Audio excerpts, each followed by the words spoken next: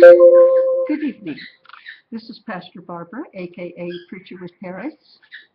Today is the 4th of October of 2015. This is Sunday night, and on Sunday evenings, we're in the New Testament. We happen to be in the book of 1 Timothy. Tonight, our lesson happens to be about those who are church leaders and their qualifications. I have surrounded myself with several other translations of the Bible so that we can refer to them. Here's one. Let me get it open to Timothy. It opened already to 2 Timothy. So we may refer to it.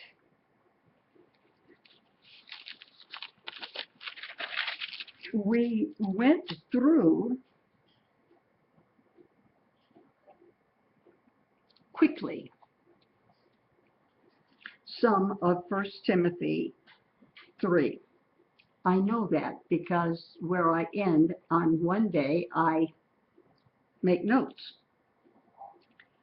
Last Sunday, because it was the blood moons and the eclipse where the earth passed between the sun and the moon, we were not in the New Testament. So that was the 6th. So let me go quickly. We've done it before. We went through quickly. Let's go through kind of quickly again. If a man desire the office of a bishop, he desires a good work. In other words, you want to be high in the hierarchy of the church. It's a good thing. It's a good profession. It's a good thing to aspire to. A bishop then must be blameless, the husband of one wife. That phrase right there is responsible for a great deal of disagreement or contention among various churches. Obviously, we don't have any preachers that have 3 or 4 wives. What this refers to, I've been in the same church for 62, 63 years. The church is 101 years old. And during that last 60 years, there have been a lot of changes.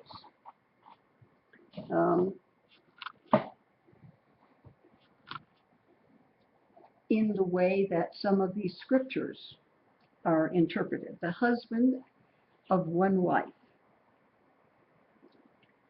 Years ago, almost every evangelical church, when I say evangelical, I'm excluding churches like Lutheran and Episcopalian and a few that are borderline between cults and churches. But most of our major Protestant denominations are evangelical. That includes Calvinistic denominations that believe once saved, always saved, like Baptists. It also includes all holiness churches, which is Methodist, Nazarene, so forth. It includes all Pentecostal churches, both African American and Euro American. And years ago,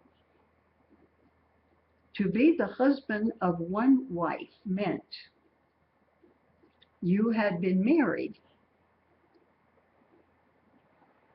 and either you were still married to the same woman, or she passed away, or she did not pass away, but you did not marry somebody else. Otherwise, it was looked upon by many that you could possibly, without knowing it, be married to two wives, meaning having made a commitment for life to two different people. Sometimes when there are children involved, and you have a marriage and a divorce and a remarriage, because of the children, you know where your first spouse is. But a lot of times you don't. If there are no children, or they choose not to be thusly involved, you don't know whether that first spouse is still living, meaning there could be two living people. So the idea is not whether you so much are still married to your first wife, but that you are not married to a second one. It was not looked down upon so much as being divorced, because obviously in this country you can no longer control that. When I was a little girl, one spouse could not get a divorce without the consent and the assistance of the other. I had a friend in Bible school. I was 16 and she was 28 or 29. In New York was one of the last states that you could not get a divorce without the consent of the other. And she thought, well, she wasn't going to get married again, so why should he? Husband of one wife or wife of one husband in those days meant that you were not married twice. Or if you were, you knew that the first one had passed away. In a minute, we're going to read some of these other versions and see what they have to say. Sometimes they don't pick up on these things, and churches don't particularly pay attention to newer versions anyway. He must be blameless. In other words, there are no outstanding accusations against him. Husband of one wife, vigilant, sober. It refers later to drinking, so I don't think this word sober here refers to not being drunk. I believe it speaks more of seriousness. Good behavior, given to hospitality. That is very difficult in our day and age.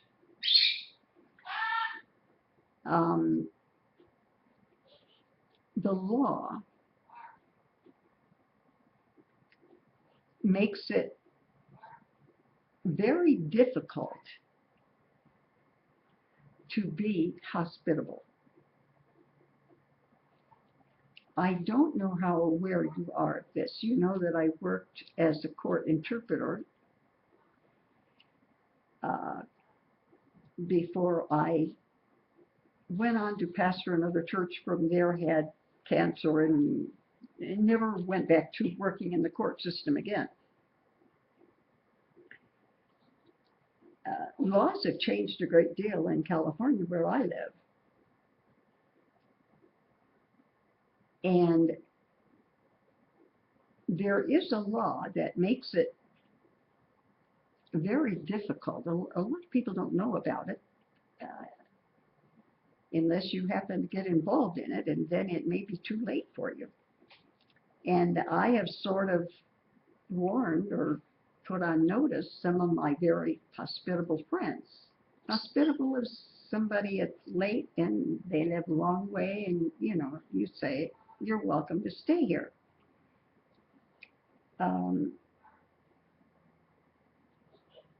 We go back a few years when everybody in America was a little more poor than they are now. We never had any money in my family until the Second World War. And then I was able to, go to a restaurant and order whatever I wanted to and so forth. But before that, money was kind of close. Any woman that wanted to work had a job. I started working at 15. At that time, now you get a Social Security card when you're born. At that time, we got our Social Security card. You could apply for it at age 14. And I got a driver's license over 70 years ago at age 14, and got a Social Security card and started working. So jobs were available. So if you wanted to make money, you could. And even when I was 12, I was a pretty good babysitter because older girls were working in stores, and younger girls, if you were reliable, and sometimes I would watch up to 3 families. One time I had 5 families, but it wasn't unusual at all for me to have 2 or 3 families that used me as their babysitter. And if they were all kind of in the same neighborhood, and if they all wanted to go out, they would agree upon what place we would be at, and they would each pay me, and I might be taking care of 6 or 7 kids. But more likely it was 4. But I was a young woman with, I could buy whatever clothing or whatever I wanted to because money was not scarce. But before that, hospitable meant you shared what you had, which meant if somebody needed a place to stay, they were welcome to sleep on your floor. Hospitable doesn't mean you gave everybody a private room that didn't have a place to stay, but it meant that if somebody needed a place to stay or needed something to eat, you could count on that. That's what hospitality meant. And it says, apt to teach. We have specialized ministries now. The church that I'm ordained with, a number of years ago, began giving specialized credentials to those, let's say, who work with children, or those who worked maybe in the youth department. They did not have to have the background of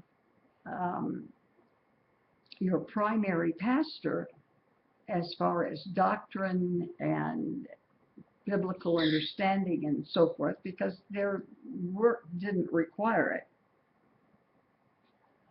But this says apt to teach. In other places in the Bible, we have the gifts of the Spirit, and we have another one which is sometimes referred to as the fivefold ministry, in which it mentions pastors, evangelists, teachers,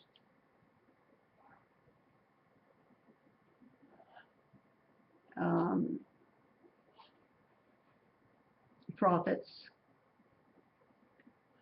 and apostles. The one that requires the variety of abilities is that of a pastor. I taught in 4 of our Bible colleges, one in Central America, one in Mexico, one in the United States, in Spanish, and another one in the United States in English. I don't know if any of you have heard of the organization Teen Challenge. But at about the time, 1960, that I began teaching in one of our Bible colleges in Spanish, was when Teen Challenge was being born. Larry, I imagine you were with us the night that we showed the movie of my former student, Nikki Cruz. And he was one of the early converts of what later became Teen Challenge. Well, they have something called Teen Challenge School of Ministry. School of Ministry is not like a Bible college. It doesn't go that much into depth, but it does prepare you for, yeah, good. It does prepare you for a lot of that. But a pastor, you sort of have to be a CEO. You have to understand the business. There's so much that the state of California and the government gives you to do. You have to be familiar with these laws. You have to certainly be wise as far as making sure that children that come to church without their parents are well protected, because all kinds, churches always need Sunday school teachers and so forth, and it's very tempting when your church needs a Sunday school teacher and you have somebody that apparently is qualified, and it seems non-Christian to check up on people, but you have to. It's very, very complicated to make sure that you're keeping all the laws, as well as now most of our pastors have doctors of ministries. It used to be doctors of sacred literature, which meant they knew the Bible. Doctorate in ministries now means you know all about the various kinds of ministries and can deal with all of that. It's much, much, much more than just knowing the Bible. As a matter of fact, there's not always that much room for that much Bible teaching, but of course you don't stop learning when you stop going to school. So he goes on to say, apt to teach, the ability to teach, because preaching is in a way teaching. Not given to wine. Well, we're going to check these different versions out. Whether it's not given to wine, not given to strong drink, whether it's simply don't get drunk, but a little is okay. We'll check out some of these other versions. No striker, this is punching people. Not greedy of filthy lucre, which is money. Very few people that I know in the ministry or in any other position wouldn't appreciate a raise in pay. It's being greedy of it and maybe letting some things go by so that the minister could get a little more. This is where your greed comes in. Patient, not a brawler, somebody that fights. Not covetous. Covetous is wanting stuff that you don't have. It goes into, I've read now the first 3 verses, and the 4th verse goes into some other areas. So let's see what some of these others have to say. This was the King James Version. It's in the chronological Bible, but, whoa, I just lost it. It is the King James Version, and I'm back to it. Let's check the Catholic one. If somebody aspires to the overseer's ministry, he is without a doubt looking for a noble task. It is necessary that the overseer, see, overseer is a good word, because it means the person in charge of something. So you could be the youth minister, you would oversee the youth department. You might be the children's church minister. You would be dealing with a different age. Therefore, the activities would be different. It goes on to say, if it is necessary that an overseer or bishop, and by the way, different denominations use these same words in slightly different ways. My church doesn't have a bishop. We have a superintendent. Our superintendent is very similar to what used to be known as an apostle. In the early days, the disciples, Judas was replaced, and there were again 12 disciples. They were apostles. Paul was called to be an apostle, and others were made apostles after him.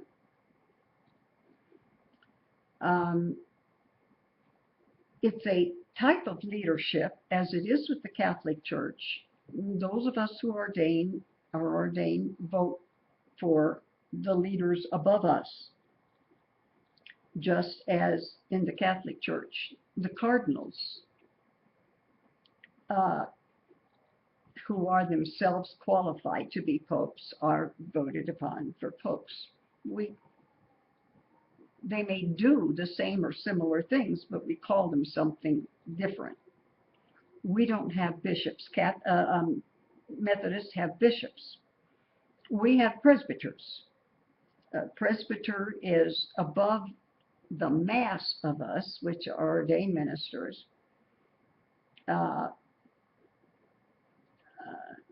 Maybe over, I don't know, 25 different churches, something like that. Elder pretty much means older, but older usually means more experienced. So an elder is usually an older person, but be a little bit above that of a pastor. So what one church may call a bishop, another church may call a presbyter, or another one may call an overseer. Because every church is set up differently. We're set up according to the law of the country that we work in. And that requires certain things of us, but depending how the church is set up, I probably should explain, why do we need all this set up anyway? Why doesn't everybody just go do his own thing? There are many, many, many people, especially in the mega churches and in what are called ministries, like television ministries and so forth. And they are usually started by one man or by a family. And they pretty much have the authority. Of course, they all have a board of directors, because if you're in California, you have to incorporate. And in order to incorporate, you have to have a board of directors.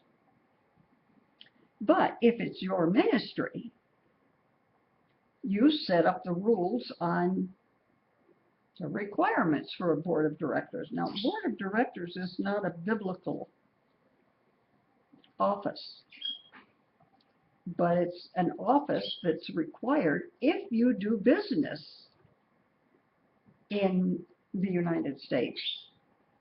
And if you are a church that is nonprofit, and everybody wants to be a nonprofit church, because that means the way our tax system is set up, that if somebody gives money to an approved nonprofit business, whether it's the Humane Society for Animals, or whether it's a church, or whether it's a hospital, the fact that it does not exist in order to make money, that doesn't mean that every business makes money. A lot of people go out of business. But businesses basically exist for the purpose of making money. And non-profits exist for some other purpose. That doesn't mean you don't make money, because you have to bring money in to pay the bills. I mean, the electricity, the building of a building,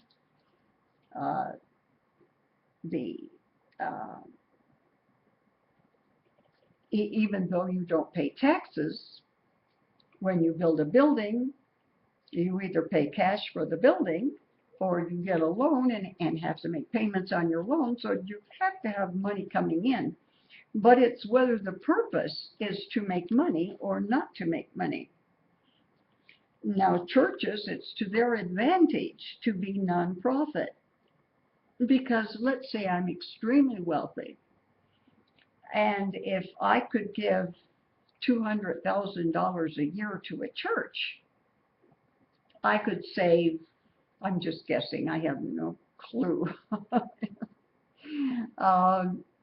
But if I gave $200,000 a year to a church, I could save, let's say, $50,000 on my taxes. I don't know. But it's because of our tax system that we have the non-profit thing that most churches belong to. So those things are not scriptural offices. Minister, pastor, evangelist, teacher, missionary, those are scriptural offices. The others are offices that we need because that's what doing business in the United States is. And while a church doesn't exist to do business, you must do business, or you can't even run a household unless you know a little bit about business. Okay. He needs to be beyond reproach, the husband of one wife, responsible, judicious, good manners, hospitable, skillful in teaching, not addicted to wine. Oh, that isn't what the other version says. Or quarrelsome, but gentle and peaceful, and not a lover of money. That takes us to the first three. Here's the old King James Version. This came out in about 1950, 55 maybe, and where it gives you, it's called the annotated, the amplified version, and it'll give you some additional words to explain certain other words. The saying is true and irrefutable. Any man eagerly seeks the office of a bishop, superintendent, overseer. He desires an excellent task, work. Now, a bishop, superintendent, overseer must give no grounds for accusation. This is important. Most churches would agree with this. It's not only that your preacher not do anything wrong, but that people don't think that secretly he's doing stuff wrong. They just can't prove it.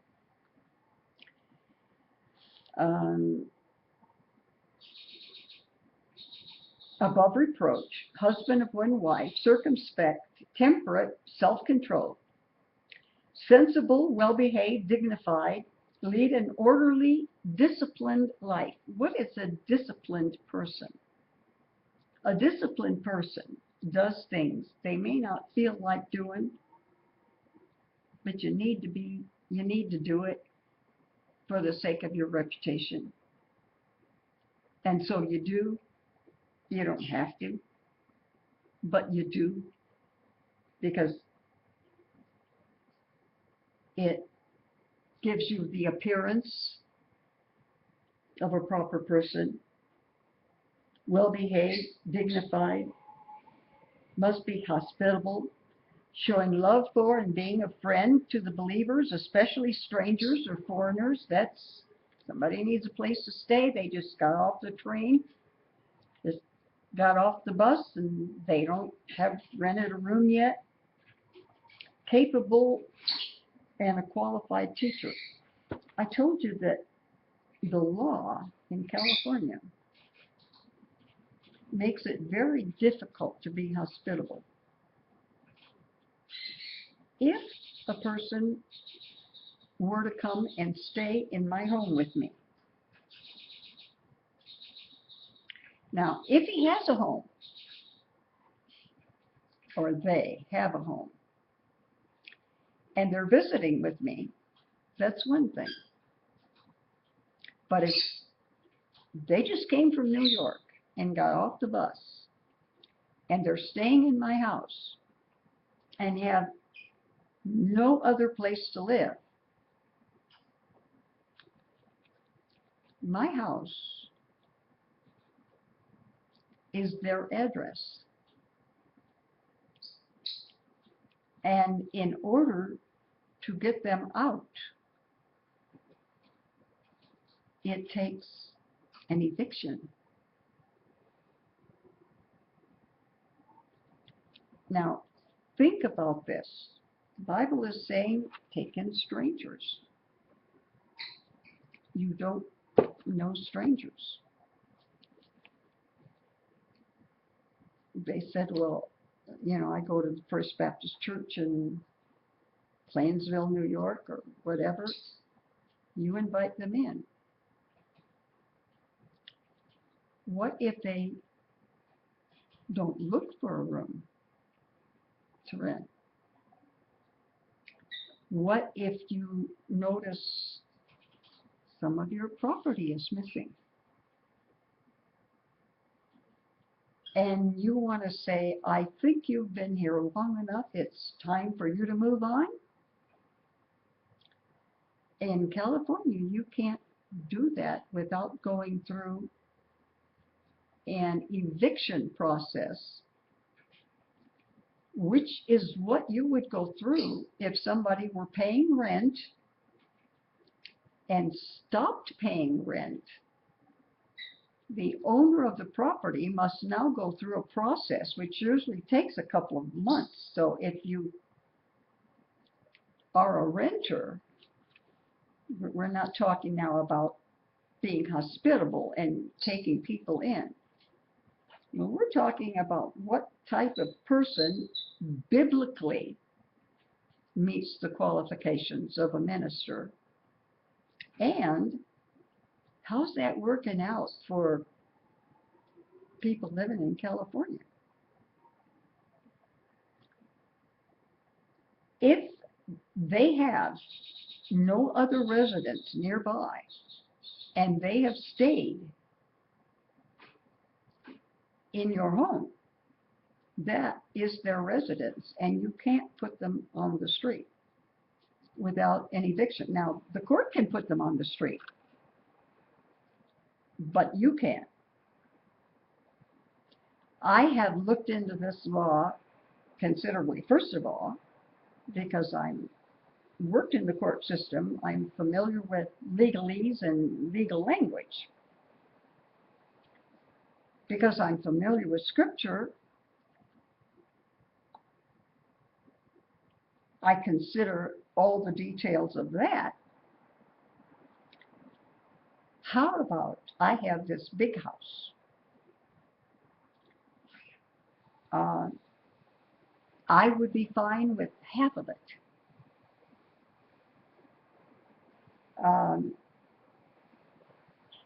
I have glaucoma, and I'm in my mid-80s, and if in a few years or months or whatever, I could no longer drive, or I could no longer keep my house clean and shop for my groceries, supposing I wanted to give somebody one half of my home in exchange for taking me shopping and doing, let's say, 2 hours a day of housework. Would that work? That's why I have researched that particular law. I have not checked it out with specialists, with attorneys who specialize in a particular area of law. I don't know anybody that specializes in this law. But I got a call. You all noticed that Granny Annie was on our program this morning. She called me last night because she's in real estate and she owns property, but she's getting ready to do some things, and she knew that I had particular information that she needed regarding writing a will and things like that in property and trusts. And so she called me last night. That's how she happened to be on our program this morning. And we were talking about things like that. I happen to know some ways around certain laws that are legal. I certainly don't share them except with my very close friends.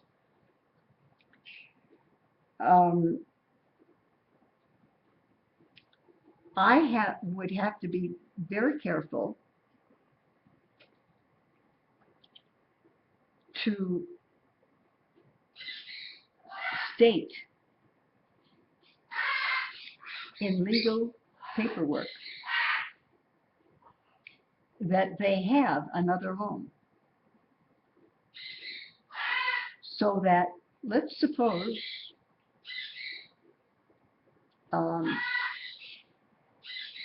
somebody and their wife decided, okay, he would do the yard work and she would do the housework, and they would get free room and board.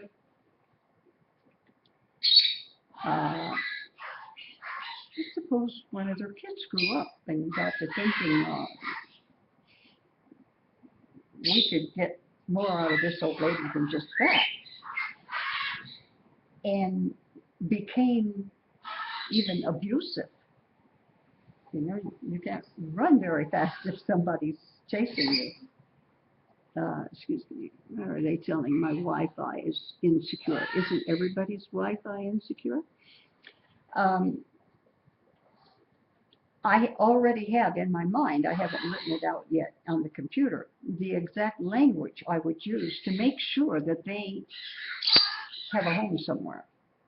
They may not be living in it, but that my home, while they're there, in other words, for the one day that they perform services for me, if they wanted to stay over and eat, they could. But it would not be their residence, because then an elderly person could be abused, and it might take 2 months before you could have relief from the courts. It's very disconcerting that sometimes the law does not protect people in this. Sometimes the law does not protect babies. Sometimes the law does not protect children. Sometimes the law does not protect older people. The law is very inadequate. At its best, it doesn't always really protect people, but it's something that in California you have to consider. In our hearts, we all want to be hospitable. Um, I probably have more people that know they're welcome to come and stay. Um, if they need to take a vacation and don't have a lot of money, uh, because of where I live, I have lake rights. If I had a boat, we even have a yacht club with yachts. Our lake isn't big enough for a yacht, but we got a yacht club. If I had a yacht, I could put it on our lake. I can fish there, I can swim there, or whatever. And so can my guests. So people know that, my friends know that they're welcome. If they can come and stay here, and um, if they don't have a lot of money, they can still have an enjoyable vacation. But you have to be so careful. Let me read a couple. Let's read what this version. This is the most modern version. Let's see what it says. This is a trustworthy saying. If somebody aspires to be an elder, he desires an honorable position. So an elder must be a man whose life is above reproach. He must be faithful to his wife. That isn't what I read when I started out. I said husband of one wife. And does that mean one at a time? Or if you have a legal as opposed to religious marriage and a legal as opposed to religious divorce, do you still have a wife after you have a legal divorce? It begins, but this doesn't say that. It says faithful to his wife. You could have a different wife every month, according to this version, if you were faithful to her while you had her. So an elder must be a man whose life is above reproach. He must be faithful to his wife, exercise self-control, live wisely, have a good reputation. He must enjoy having guests in his home. No. This says you must be hospitable. Not, hey, I like people, y'all come. That's different. One is sort of, you have to be the kind of person that embraces others. And this is, well, we hope, you like having guests in your home. And you must be able to teach. He must not be a heavy drinker or be violent. What is heavy drinker? Well, what's the difference if you get drunk but you don't bother anybody, or if you drink but you don't get drunk? Is there a difference? One, you are out of control. You're not hurting anybody. You see how difficult this can be if we go only for the words as they're written. Let's talk about these translations. I was a court translator. The words mean different things according to where you are. In the court system, an interpreter is somebody who translates from one language to another, spoken. And a translator translates from one language to another in writing. That's what it means in the California court system. Now, someplace else it might mean something different.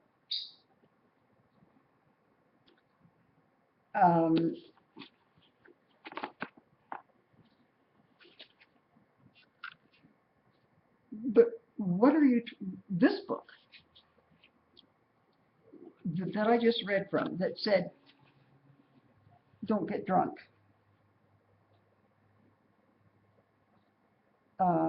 a heavy drinker, or be violent, not quarrelsome. must not love money. Where did this translation come from? You're not going to believe this. Let me back up here. Oh.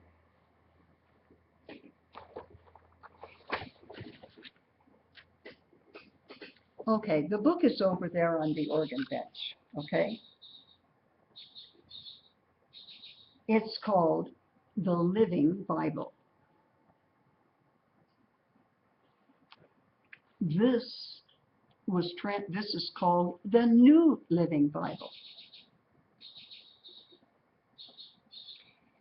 So this is an English translation of English.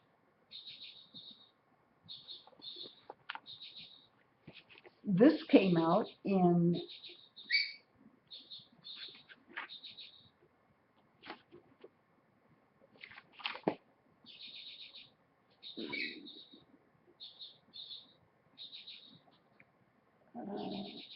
by Tyndale House, 2006. That one came out. I was on my way to El Salvador when the final version came out in about 1970. So this is an English translation of another English translation. And where did that one come from? Well, it's translated from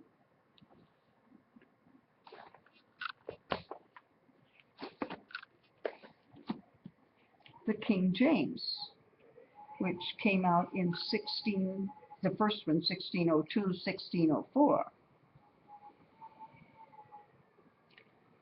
So far, we're still in the English language. So where do we get this translation?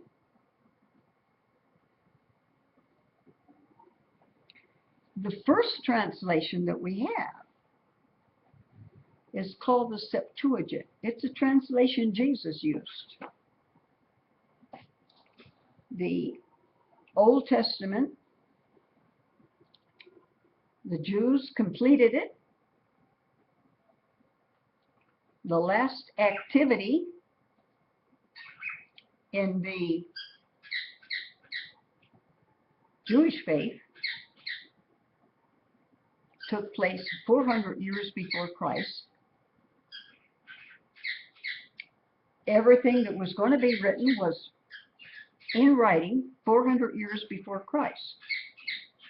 200 years before Christ, and this is as far back as the Catholic version goes, they have some activity in the canonical books that took place 200 years. It's still 200 years before Jesus. That was written in Hebrew. While at the time of Jesus, the Roman government was the world leader, but the Greek language, the Greeks had been the world leaders before the Romans, and that language was still a stronger, more adequate language. And the first translation of Scripture was from the Hebrew Old Testament to Greek Old Testament. And it was called the Septuagint version. And that's the one Jesus read from when they would call him into the temple to read and invite him to read and then discuss what he read.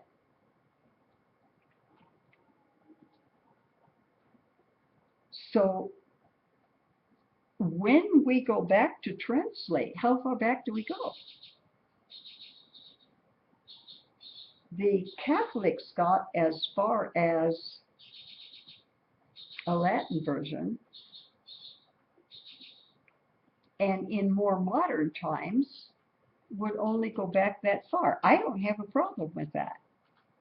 If that original translation was good,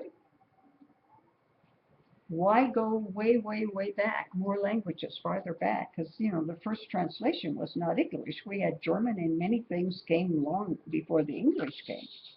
So this thing of translation and what does the Bible actually say is not that easy to understand.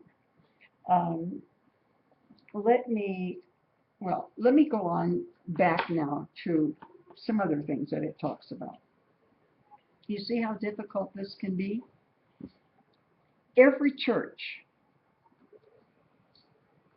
when they decide we're going to build a church, or if a person is going to be an independent, but he's going to have a board, he's going to have a few people, so he's got to have letters of introduction to the state where he's incorporated in.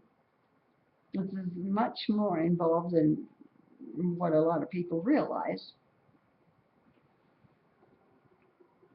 You've got to have some rules, and for these rules we go back to the Bible. So what Bible do we go back to?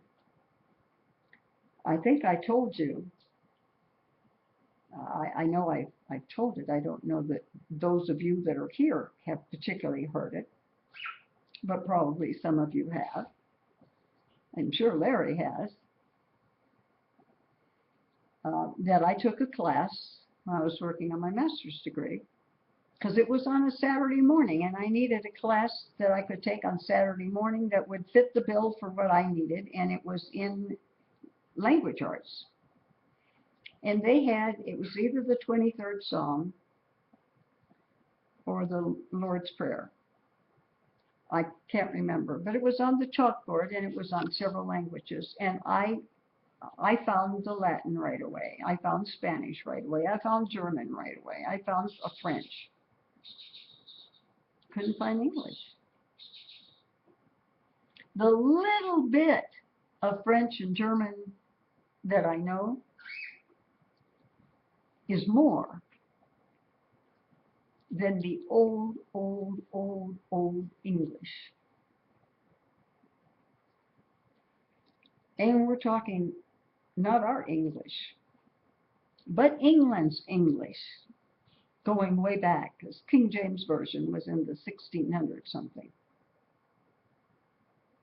So I feel that the best translation, when we're wanting to say, what is the Bible telling us, is not to pick out something real picky and say, well, this says this. It gives us these 5 words. I think when we see everything the Bible says about a certain topic, then we know what the Bible says about it. I think we have to be very careful. And yet, this is what a miracle is. The Dead Sea Scrolls were discovered, I was there in 67. I think they were discovered in 56.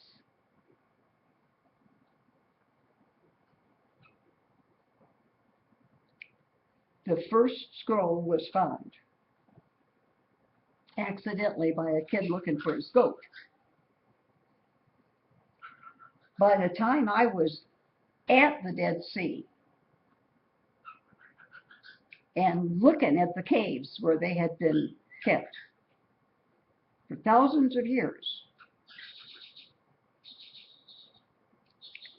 and they had copies. Those Dead Sea Scrolls were written over just a period of 100, 150 years, and they happened to be about the time Christ was alive.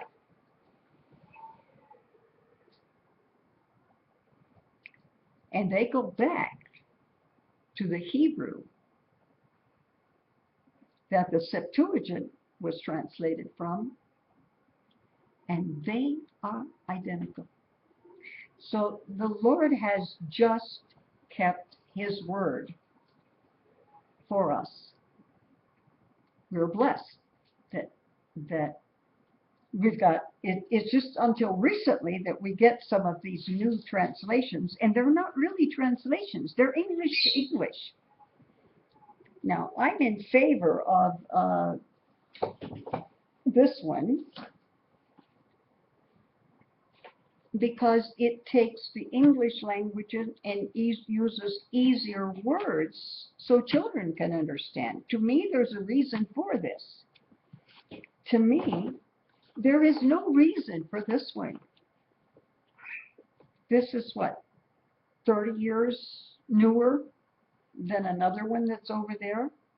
Anybody that understood that is going to understand this. What do we need this for? It's questionable. Well, let's get on. That was only the first 3 verses. Now it talks to how well of a manager is he.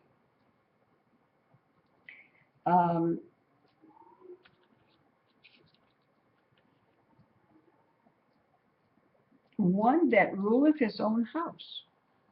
Does that mean you have to be married and have a wife and kids in order to be a minister?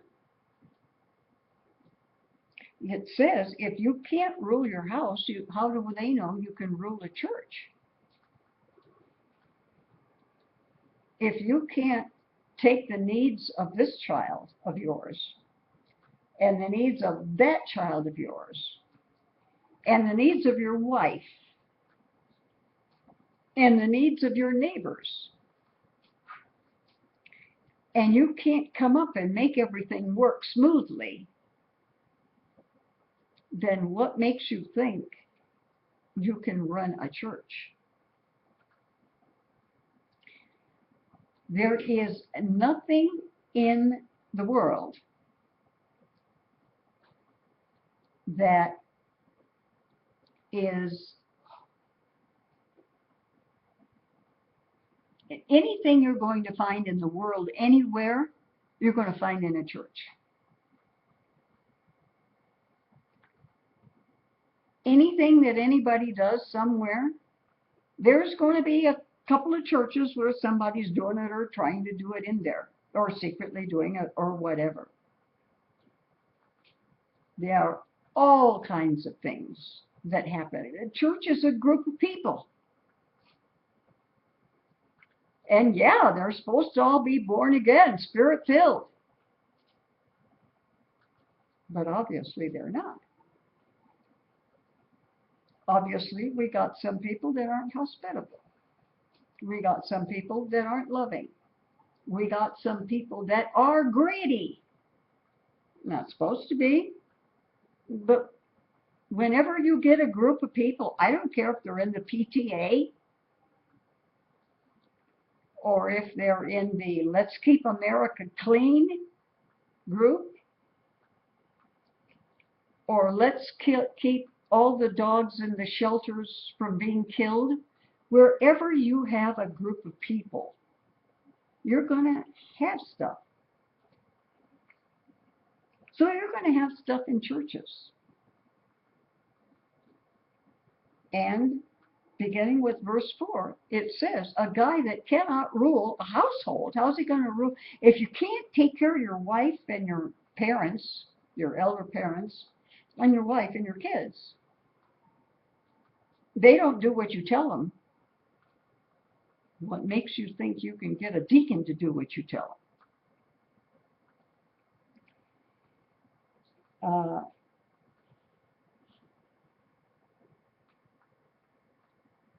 If a man know not how to rule his own house, how shall he take care of the church? Not a novice. In other words, usually a little tiny church that doesn't have much money and not a lot of possibility of growing because maybe it's a little tiny town. And if you're pastoring a foreign language church, that reduces your ability to draw people in, because if you've got a foreign language church, you can invite English and other languages in, you're going to have a small church. You're limiting it by the language limitation. You add to that somebody that's greedy, it seems like, oh yeah, we can read this, we understand this, yeah, we understand it. But a little tiny church that maybe has 10 families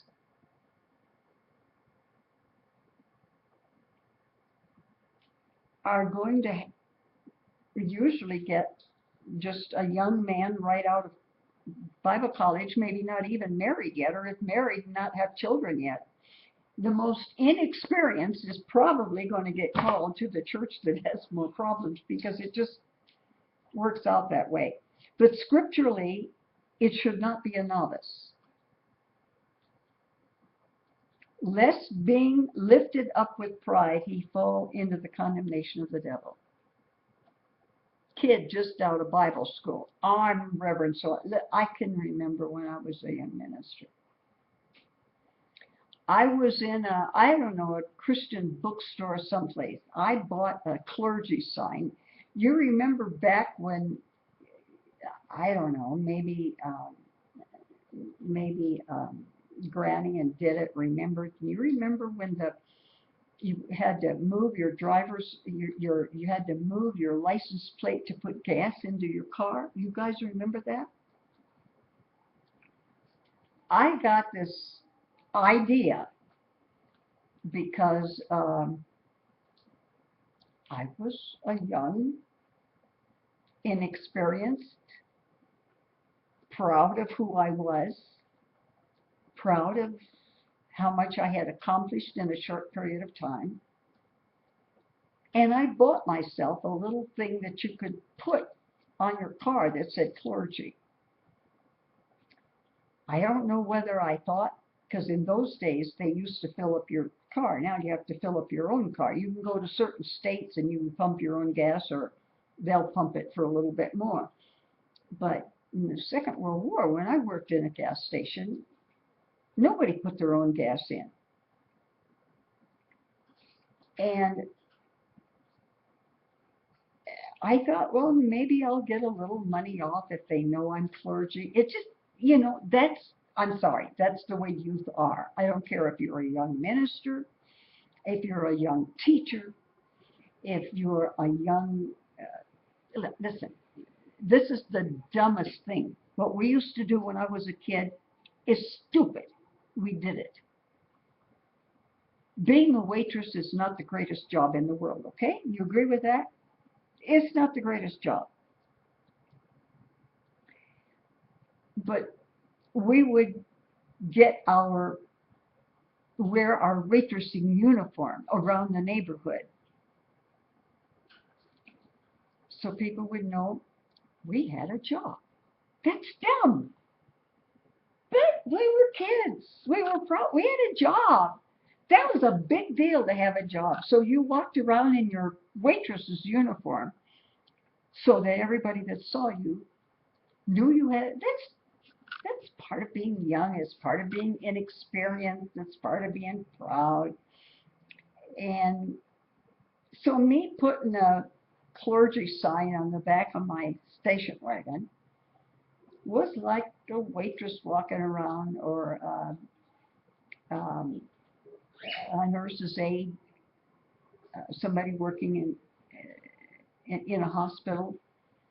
Not the greatest job in the world, but hey, back in those days, the fact that you had a job and that you were young and you were working, that was something to be proud of. So we showed off. I did dumb things when I was young, just like everybody else does dumb things when they're young. That's part of being young. Not a novice, unless you get lifted up with pride and the devil get at you. Moreover, he must have a good report of them that are without, lest he fall into reproach in the snare of the devil. Likewise, deacons,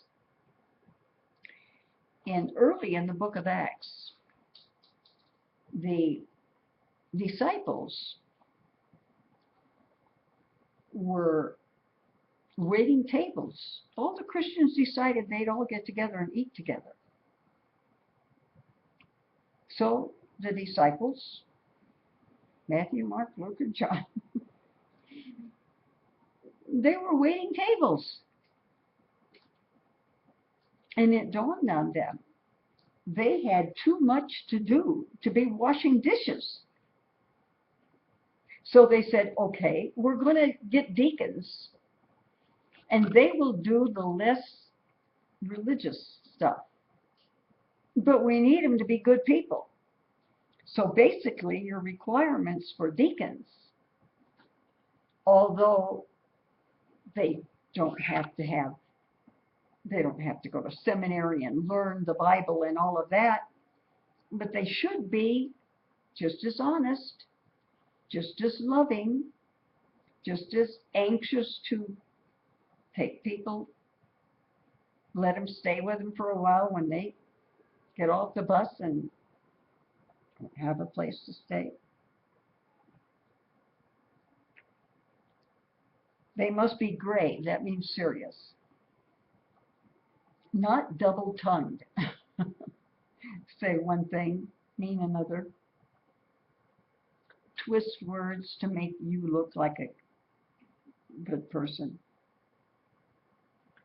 Not given to much wine, not greedy of filthy lucre, holding the mystery of faith in a pure conscience. The doctrine must be pure. Whether you're able to preach it or explain it, it still must be pure. Now it gets a little harder, especially for deacons. Or for somebody that feels called to the ministry after they're older. Because it says their wives must be grave. Their wives must be serious. Well, what if you don't have a wife?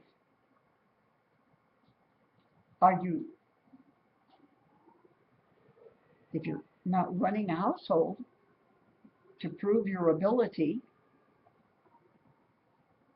to run even the business of one church, even if you're not part of a movement with a lot of churches, just one church has a lot of the need to make decisions and have the responsibility of running something.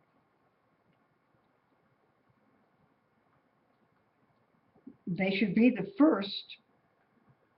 Let them use the office of a deacon, being found blameless. Their wives must be serious, not slanderers, not gossips, not talking about other people. Sober, serious, faithful in all things. Say you're going to do something, do it. Do it the way it's supposed to be done. Do it right the first time. Let the deacons be husbands of one wife, ruling their children in their own houses. You can't get your kids to wash the dishes. How are you going to get your members to clean up after themselves in the church?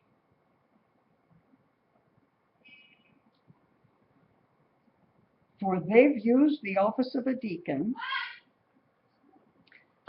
should purchase to themselves a good degree and great boldness in the faith which is in Christ Jesus. They should be good Christians.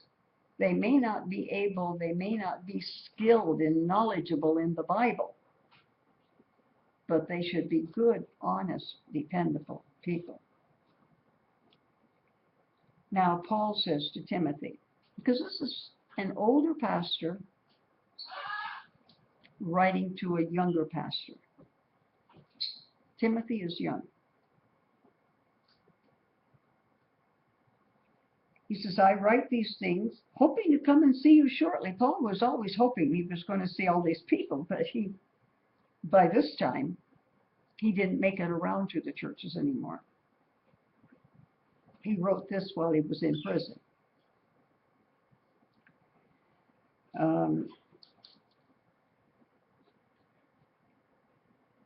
If I tarry long, so that you might know how you ought to behave yourself in the church of God, which is the church of the living God, the pillar and ground of the truth. without controversy, without argument. God was manifest in the flesh, justified in the spirit, seen of angels, preached unto the Gentiles, believed in by the world, received up into glory. Now he talks about young ministers in chapter 4. The Spirit speaketh expressly that in the latter times, it had been 50, 60, 70 years now. They thought that was a long time since Jesus was on earth, preached, was crucified, resurrected, ascended into heaven. They thought that was a long time.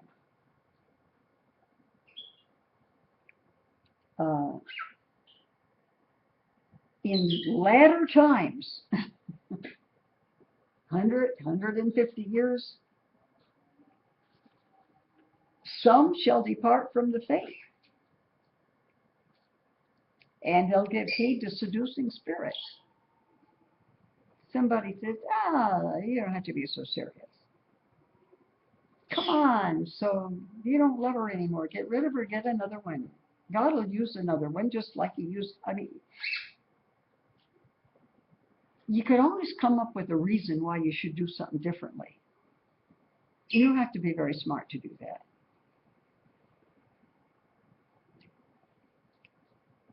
He said they're going to be there with seducing spirits. Seducing is talking somebody into doing something they wouldn't do if you didn't talk them into it.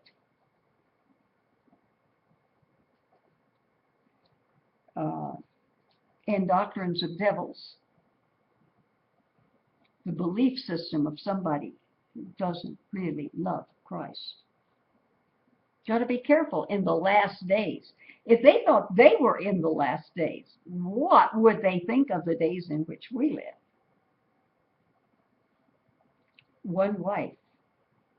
They don't mention different sex. Who thought that back in those days that this would ever come about? Speaking lies and hypocrisy. Their conscience is seared with a hot iron. They have no conscience. They do stuff, and it doesn't bother their conscience. What do you have to do in order for your conscience not to bother you? You just don't pay attention to it. The Holy Spirit says, you don't do that.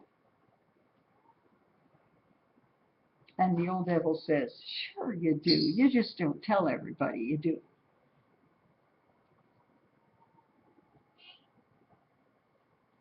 You just don't make a big deal about it. And little by little, when the Holy Spirit speaks to you and you don't obey, what happens with parents? When they tell the kids so many times, don't do that. What do the kids do? They just stop doing it in front of their parents.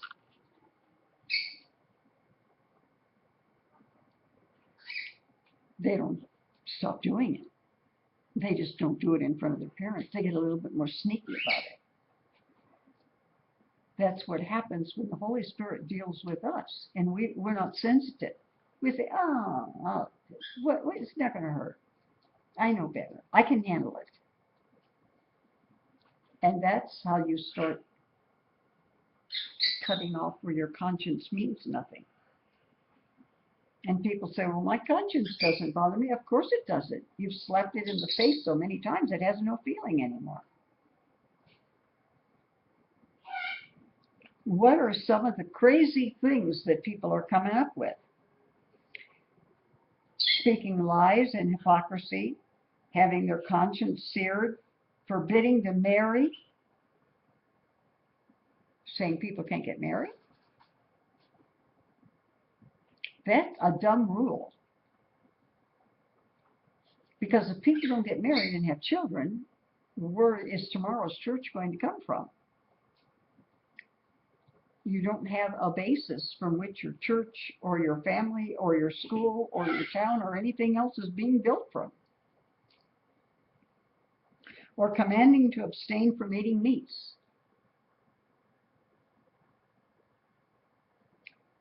Which God created. When did people start eating meat? People started eating meat when they started traveling. When God told Abraham, Abraham, get up from the place where you live and go to a place, then I'll tell you when you get there. It turned out to be a place called Haran, named after his brother. What's he going to eat on the way? He's going to walk through a desert. Is he going to be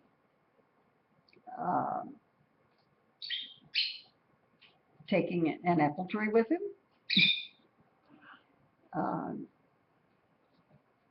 You can't dig up potatoes every third day. This is how eating meat became something that people, because in the Garden of Eden it was all vegetables and fruit and things growing on trees and some radishes and a few things underground. But you must be living in a place in order to eat that kind of food. You must grow it. And when they went from one distant place to another, you don't pack a peanut butter sandwich and go from the Garden of Eden to Israel. But you can take animals, and animals have little baby animals. Some of them produce frequently. And you do have meat. And that's how people started eating meat. But he said people will come up with weird things like you can't eat meat or you can't get married. Every creature of God is good and nothing should be refused. And anything you want to do, just do it with thanksgiving and it's okay. Because it's sanctified by the word of God in prayer. Just pray over it and it'll be okay. But thou put the brethren in remembrance of these things. He said, remember, you're going to be a minister now. You've got to teach people the right thing. You'll be a good minister of Jesus Christ, nourished in the words of faith and good doctrine. But refuse profane and old wives' fables. You know what an old wives' tale is? Somebody that's got some weird, crazy answer for really serious things. Now this next one I remember when I was in Bible college. It said, godliness is profitable. Exercise is profitable a little. In other words, you exercise your body, it's beneficial. But godliness is more profitable. I remember we didn't want to do exercises, and we tried to talk our teachers into saying, well, the Bible says it profits little. And the teachers would say, but it does profit a little. So this is a faithful saying and worthy of all acceptation. Therefore we labor and we suffer reproach because we trust God. Well, we do what we need to do because it needs to be done. Because we trust in the living God, who is the Savior of all men. And then, because Timothy is very young, and Paul is his mentor, Paul says to Timothy, let no man despise your youth. Just because you're young, there are going to be some older people in the church you pastor. When he was pastoring in Ephesus. Now, there is a letter to the Ephesians, but that has nothing to do with this. This is a letter to the pastor, not to the church, telling him how to pastor and which things are important for pastors.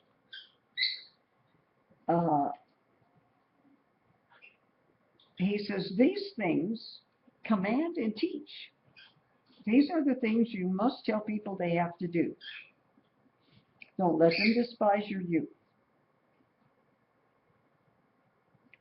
Be an example in the word, in faith, and purity. Be sure you're teaching what's in the Bible. Be sure you live the faith, and be sure you are pure. You don't have wrong motives in the stuff you're doing.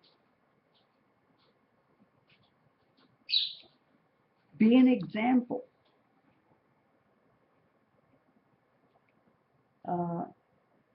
He said, I hope to come and be there. And when I do, I'll come and I'll teach. But in the meantime, neglect not the gift that is in thee.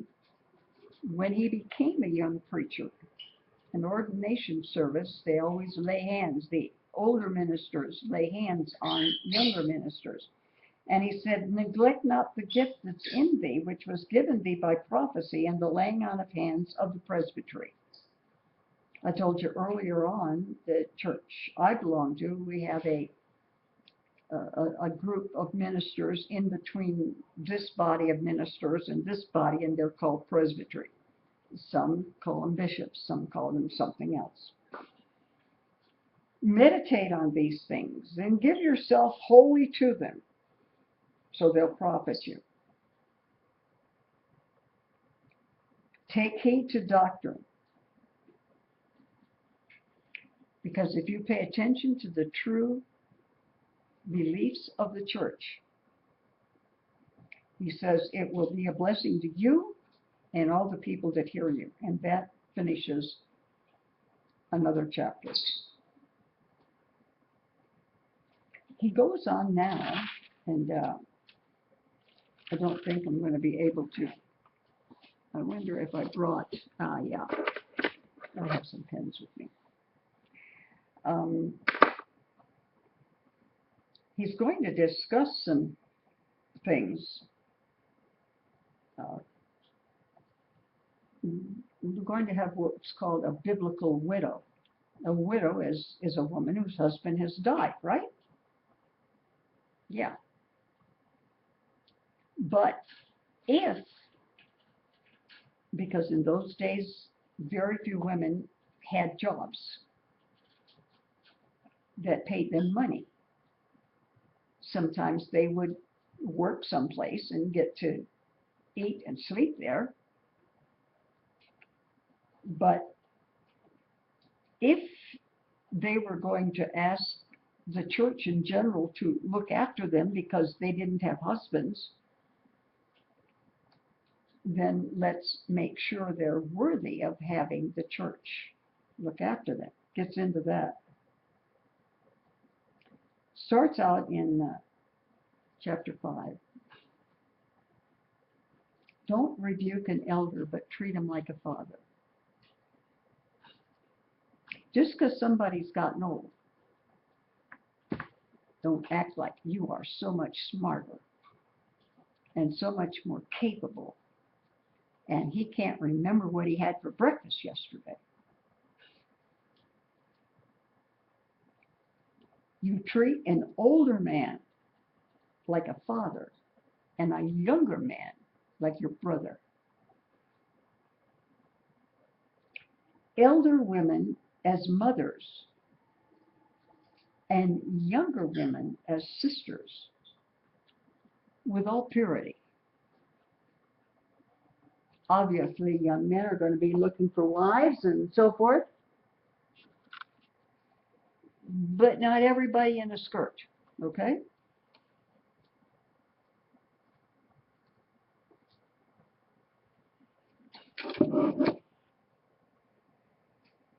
Honor widows that are widows indeed. In other words, not just because the husband is dead, they may have children that are perfectly able to take care of them. In which case, the church doesn't need to. But let's also make sure that we don't have some smart old ladies trying to figure out how they can get stuff for free because their husband happens to be dead.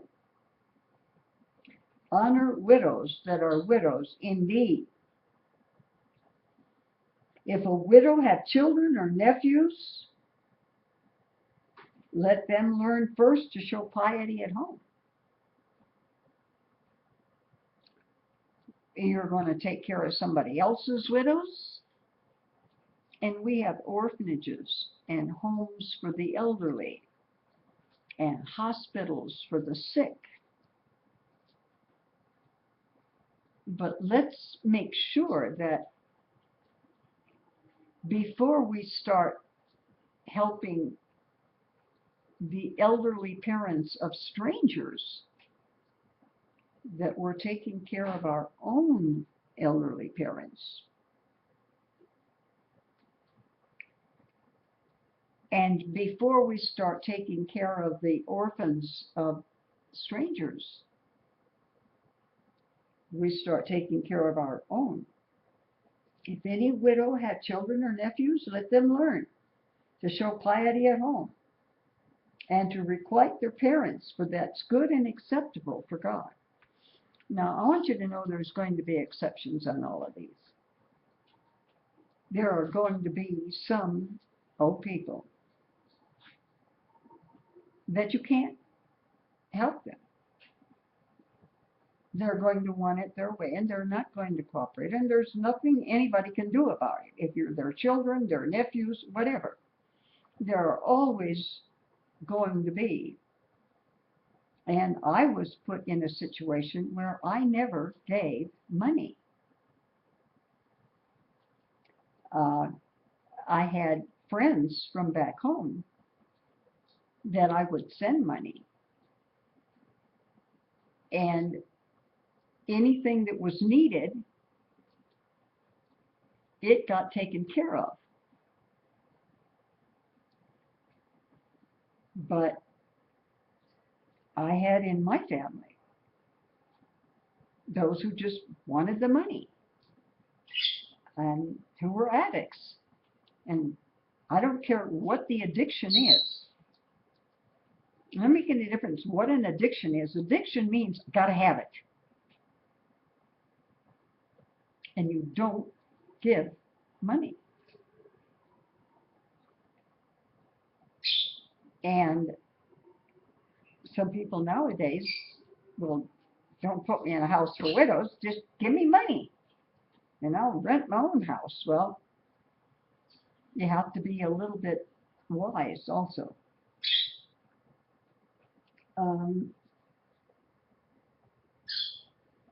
Now she's a widow indeed and desolate, and trusts in God, and continues in supplications and prayers night and day. There was this lady, did I figure out she was about 104?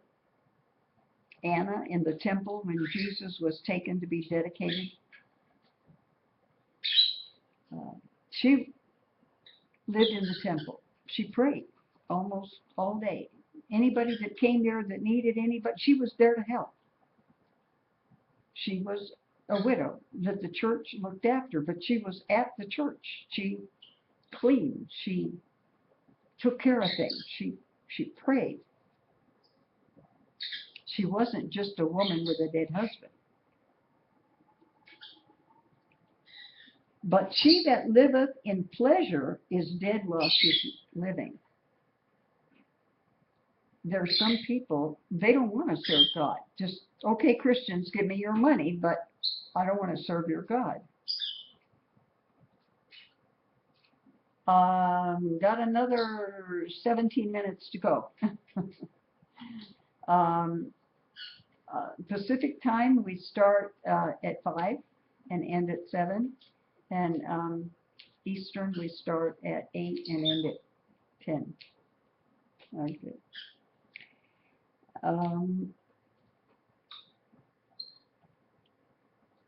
So, if any provide not for his own, especially those in his own house, he's denied his faith and he's worse than an unbeliever.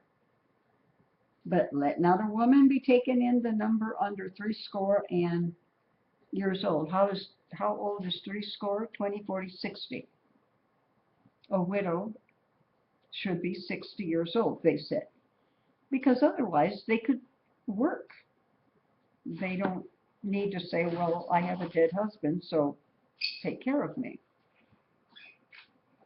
If we're able to care for ourselves, we should. We give care to those that can't care for themselves. And like I said, we've got all kinds of personalities that are different, and that we're going to deal with people because we're dealing with people, and as long as we're dealing with people, we're going to get some characters in there that we're going to have to be smart and figure out how we're going to deal with them, because they're going to try our patience. Okay. Well reported of 60 years old, wife of one man,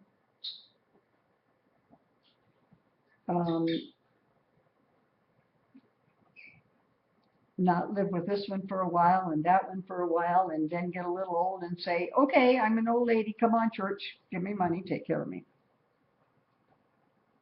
Younger widows, some of them, according to Paul, is saying, careful, I've seen some of these younger widows. I've seen some younger widows, says Paul. They began to wax wanton against Christ. He said some of them are really not interested in the church. They'll find themselves a husband and they will get married. And if it means leaving the church, they'll leave the church. If they want a man and that's what it takes, there's no men in the church, and that's what they want to do, then that's what they want to do. We're not going to fight with them.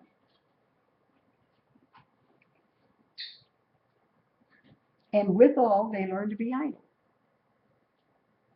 Everybody needs a job. Everybody needs a responsibility. You heard me talking this morning about the people who, some of them are as sad as they are and suicidal because they don't do anything. They don't have a job to go to.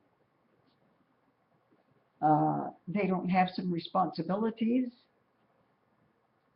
And that can lead to unhealthy things also.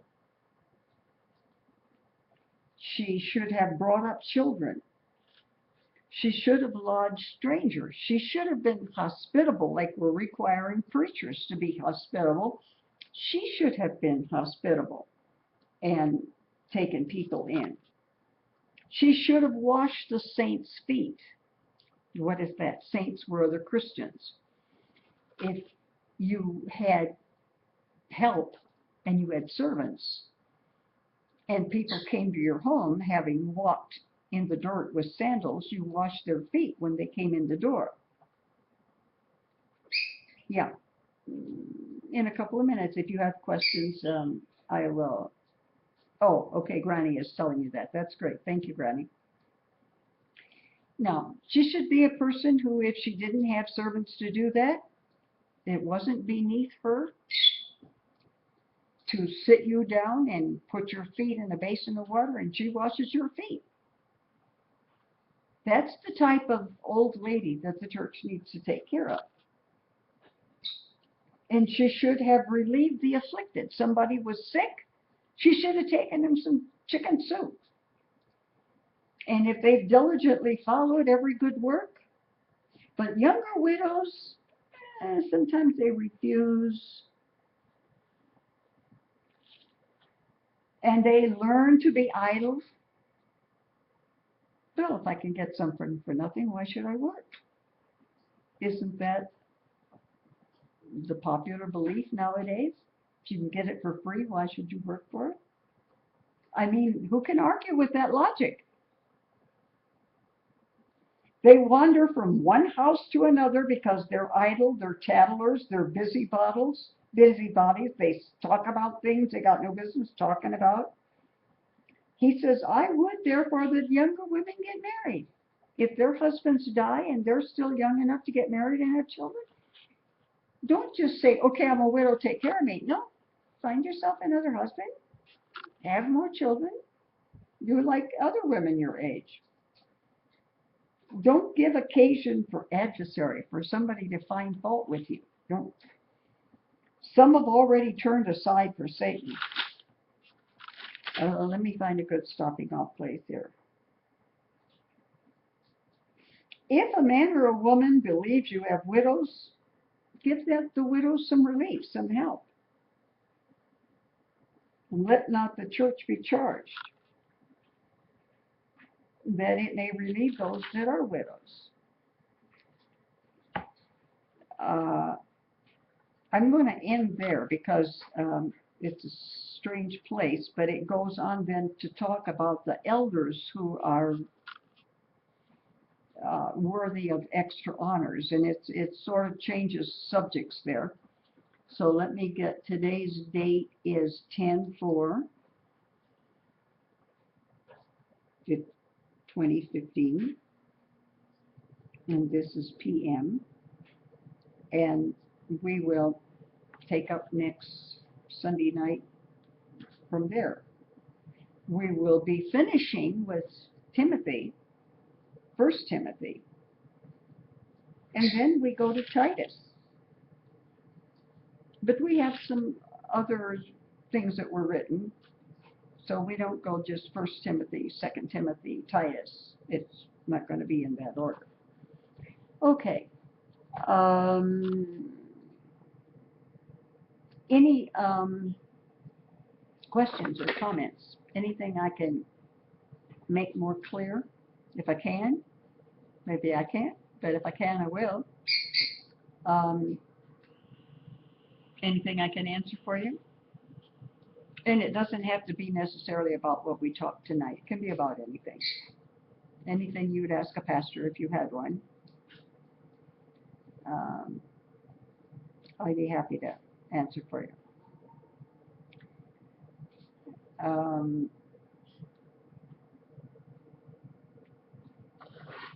I do not have this cell phone is working part of the time, and part of the time it's not. I think I got the computers figured out what their problems are. But it seems like I just have to have an extra computer because this morning I was down to 2. And the copy, I don't know whether y'all noticed, but I didn't send out a copy. You can get a copy by going to Ustream, but it's not a good copy. Whoops, hang on. Is it a sin to drink, smoke, or anything like that? That's going to depend on what you call sin.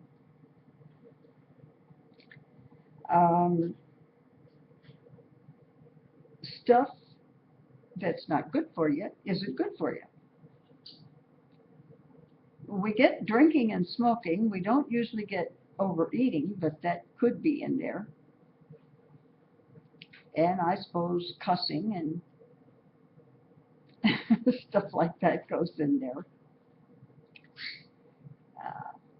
I think of sin as something that doesn't please God. And I think if we're doing anything that doesn't please God, we should be trying to please Him. And we should be working on it. Does that answer the question? I know that people want a definite yes or no. There are all kinds of people who are looking for a pastor that says, right now, homosexual marriage is a big thing, and there are people who are looking for preachers who will say it's okay, and they will go from one to another till they find one that says it's okay. So people who, let's say, drink are looking for a pastor who says it's okay to drink because that's what they do and they want to feel good about themselves.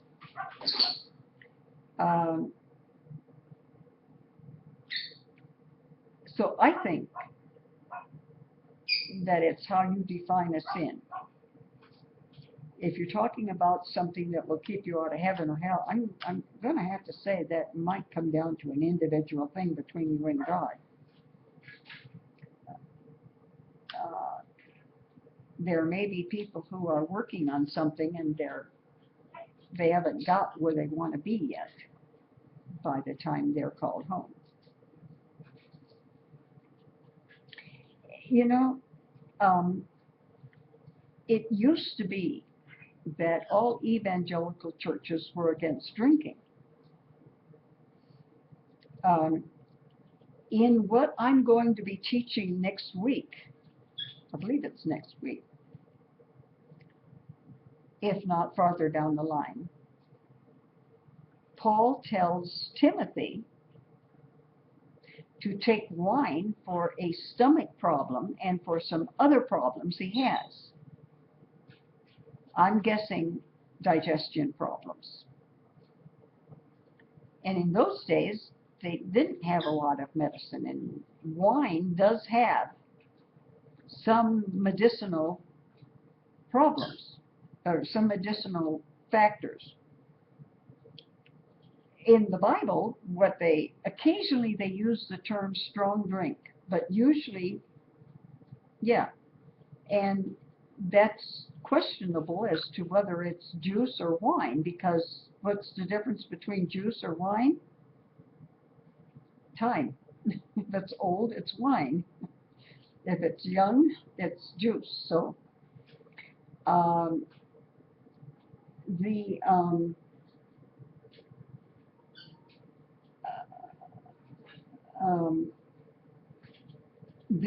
there are properties, and there are a lot of plants that also have properties. I don't even know about marijuana. I am not a scientist. I don't know if there's any good in some of it or not.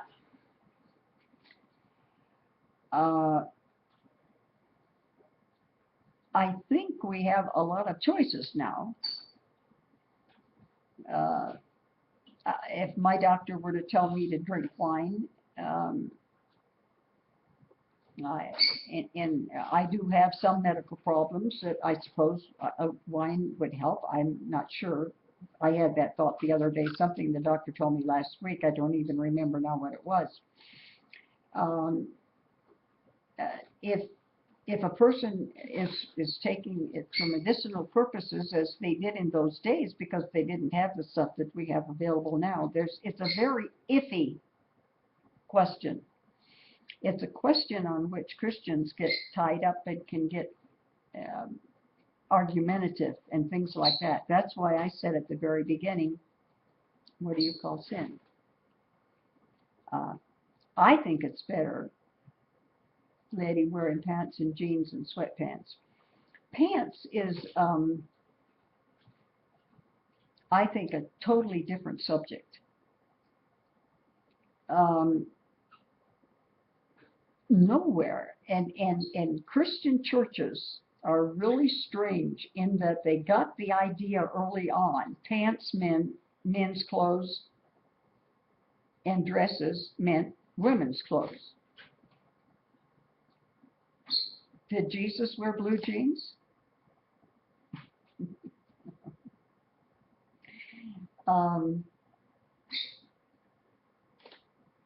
I don't feel that nowadays.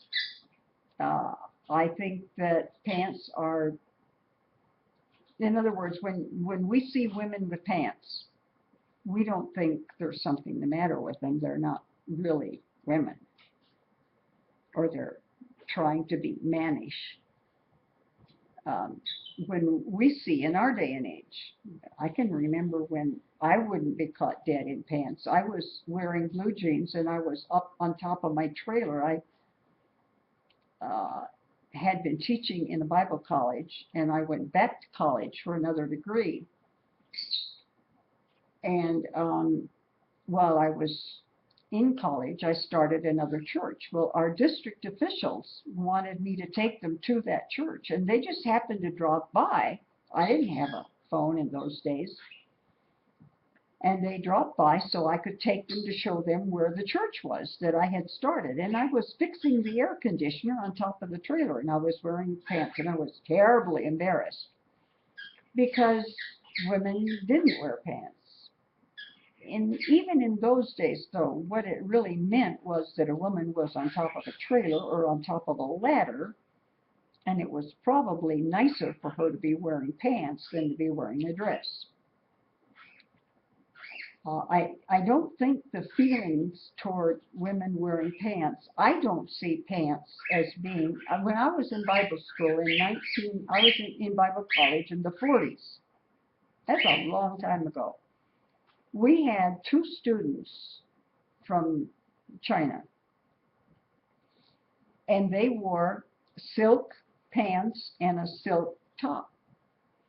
Occasionally in the girls' dorm, they would take off the pants, in which case they're wearing like a really, really, really short dress. So we're dealing between pants. Is it really just for men? Is the people from Scotland, are they wrong, the men, for wearing skirts? I don't think so. I think it's how the people feel about it. The thing of it is, if we're doing something and it's causing a problem in the church, then we don't need to do it. I can go without wearing pants if it created a problem in my church. Not a problem. People don't have a problem with it. Okay, I'll wear pants, no problem. I don't find a problem, and if nobody else has a problem, then there's no problem. If somebody wants to make a problem, then we better discuss it and see. I met a woman, and I was having a procedure done in the hospital a year or so ago, and she had taken, you know what scrubs are. They used to be what doctors and nurses used to wear in the operating room. And they used to be green, a short-sleeved pullover top, and then pants with elastic waistbands. Well, now nurses wear them in the offices and for a lot of things. It used to be very, very practical for surgery, and hospitals just put them all in the laundry and got your size, man or woman, it didn't make any difference. But anyway, she had literally taken the seams out of, she was very thin, thank the Lord she was thin. She must have worn about a 4. And she was able to take the seams out of the pants and sew them together differently and made a skirt. But she was saying that she did that because she was a Christian, implying that people who didn't were not Christians. And I think it's a matter for what it means where you are and to the people you're with. I think the Bible teaches that if we're someplace and whatever we're wearing, I don't care what it is, if it's creating a problem, then don't do it.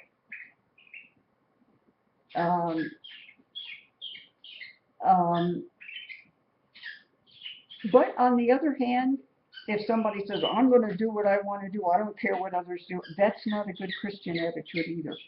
I think it's a matter of attitude and consciousness. I told you that when I started out in ministry, we wore long sleeves because we traveled for 7 years. We were in a different church every 2 or 3 weeks.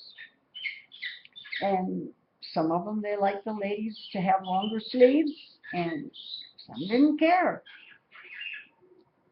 We would never know till we get there. So the first night, we're wearing long sleeves. And when we saw that the churches, that the women wore shorter sleeves, we would sometimes wear them shorter too. But we were always careful not to go and do a particular thing and create a problem. We didn't do anything any different than what the other women did. So that we weren't being obstinate. We weren't being worldly. We didn't create problems. Really, Christians don't want to create problems. It's okay. I don't have to end right at 7. It's not a problem. If you've got questions, and they're honest questions, and I think they are, because these are questions a lot of people have. And you might ask one person and get their answers, but you may not be happy with where the answers come from. Did the answer come from the desire to keep peace? Did the answers come from a desire to be old-fashioned and do what your grandmother did, regardless of what people do nowadays? Where does the answer come from? And that you can't know until you ask different people. I think the idea that pants is for men and skirts are for women. What about all the Muslim men wearing, what about the Catholic priests wearing, well, they're wearing pants and then they're wearing a robe over the pants. For them, it's custom, it's tradition, it's what they've always worn.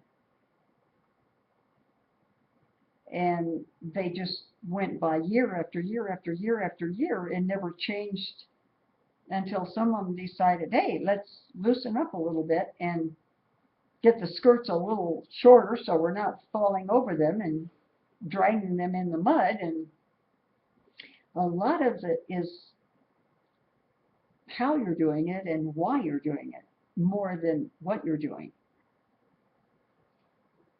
So questions are, and I'm not avoiding your question, because if I went to, if there was a church here and they needed a pastor, and I was able to help them out, and they didn't want their pastor wearing pants, I wouldn't wear pants.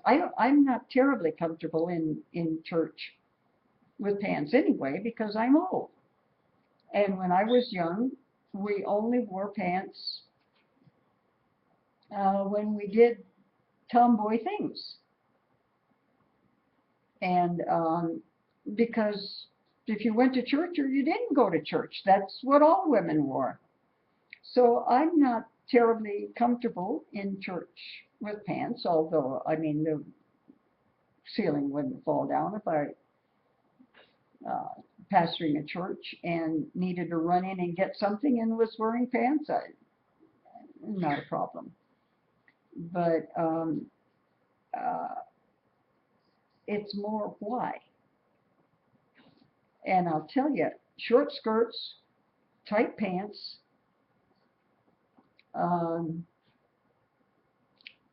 neither one is all that great. Modest pants, modest skirts, even modest shorts.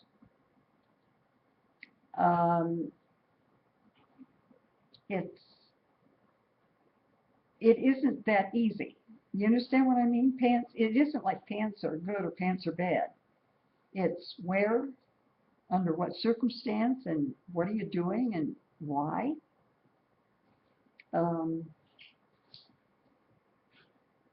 Jello left in the 31. You're saying something about that I'm not being forthcoming with answers, and my answer changes. But and I agree, my answer does change.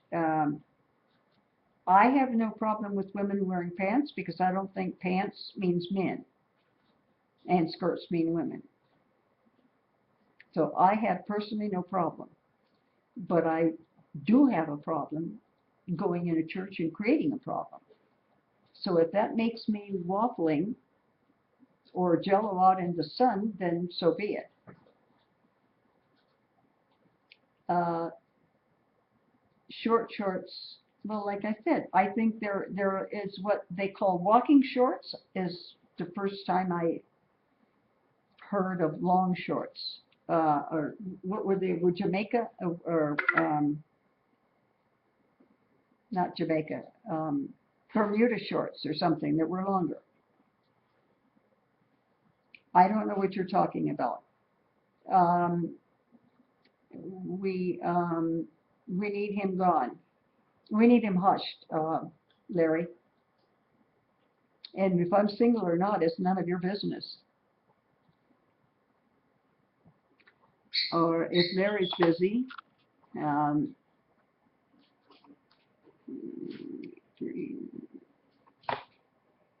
whoops, I got the wrong computer here. This way you get to listen to me, but you don't get to talk. And I bet you don't have the courage to stay, because that takes guts, and you're probably not that much of a man.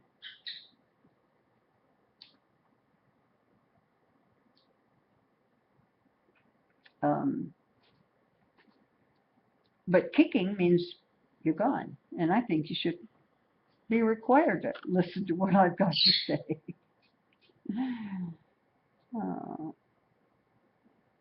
See, he's gone. Yeah. I mean, if you can't talk, you don't want to be here, that means you're not sincere. You're not going to stay if you can't play. And yeah, it's a coward. It's a cowardly thing. Uh, let's see. I need to go back. Let's see. I keep grabbing from. I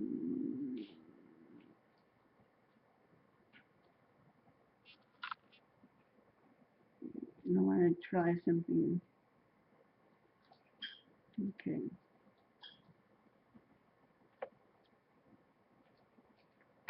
Yeah, it is a very cowardly thing. You know, it means.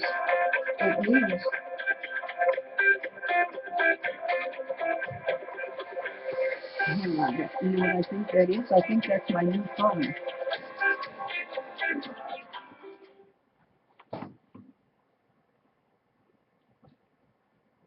Hello? Yeah, I was getting a phone call and I didn't recognize it because it's a new cell phone. I got it Thursday night. And it's the first call coming in that I've heard other than calling myself. So I'm hearing this weird music and I'm looking to see what is one of my computers suddenly jumped over to another channel. And that's what it was. It was this thing. I'll give her a call later. Okay. Let's see.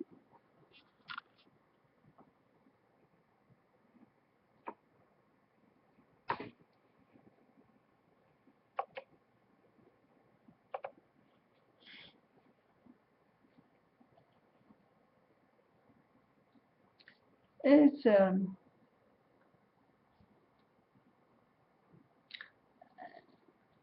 it'd be interesting to find out how long a person actually stood around before. By the way, Granny, do you have your camera out? Is it convenient for you to take some screenshots? Um,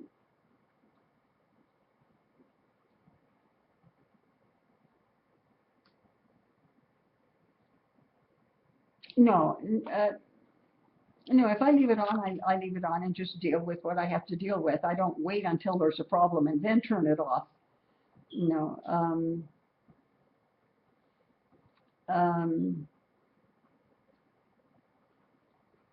if you have to deal with, but it, you know, it shows a person's sincerity. The questions you asked are questions a lot of people have. We all want to look dressed sharp and up to date and so forth. And uh,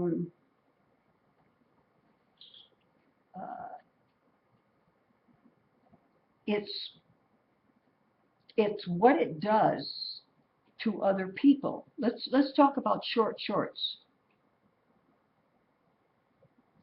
There is definitely a difference working in long shorts and pants. There is a difference, like mopping the floor. Uh, and having modest shorts are different from, what do they call them? Oh, there's a name for them. I can't think of the name for the really short shorts. There's a girl's name for them.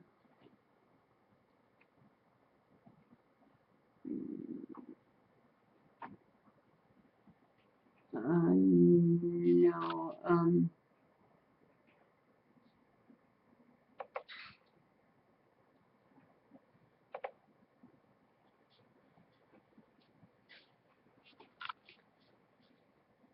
But it's a matter of attitude. It's just like the conversation that's going on like now. There are going to be people saying, well, there's nothing wrong with my question. It's an honest question. Nah, you can tell there's a difference. Okay, thanks, Granny. Appreciate it. Also, Granny, send me your address. I didn't get it, and I got a couple of books I got to send you. I hope that I can't tell if our weather is still bad because it's dark out there. I had appointments all last week, and I was gone a lot, but I didn't accomplish anything. But I do want to get to the post office as soon as I can.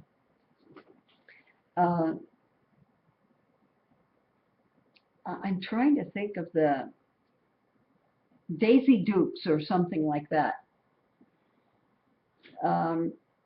There's a difference. And a girl puts them on for a different reason.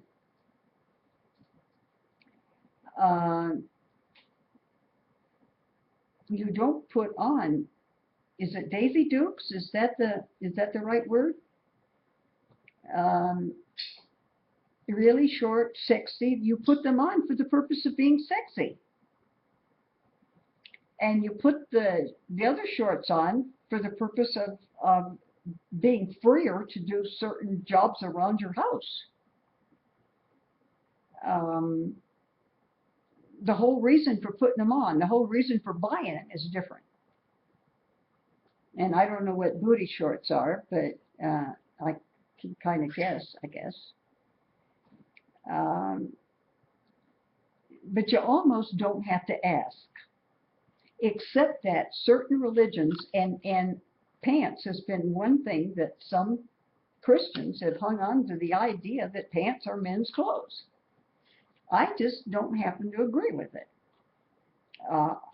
I don't think if you have 1,000 people lined up and you show them pictures of people dressed in different ways, I don't think you're going to find very many people that are going to think that those wearing pants are men and those wearing or trying to be men, and those wearing skirts are women or trying to be women. I don't think Catholic priests are trying to be women. I don't think Muslims are trying to be women. And I don't think people wearing pants, women, are trying to be men. I just don't think so. People can disagree with me. That's okay. But on the other hand, I think what the New Testament teaches is you don't go in a church and start trouble. And regardless of what I believe, If I was in a church where the women didn't wear pants, I wouldn't wear them. I don't have to wear them. I got through my childhood without wearing them. I certainly get through my old age without wearing them. Your whole attitude is a big thing. Here we go.